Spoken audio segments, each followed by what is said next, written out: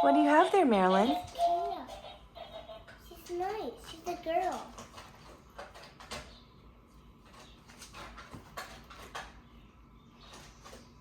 How'd you catch it? That's on the ground. Yeah.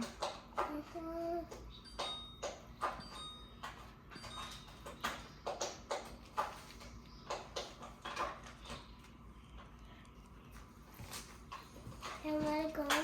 Huh? Can I let it go? Yeah, you should probably let it go.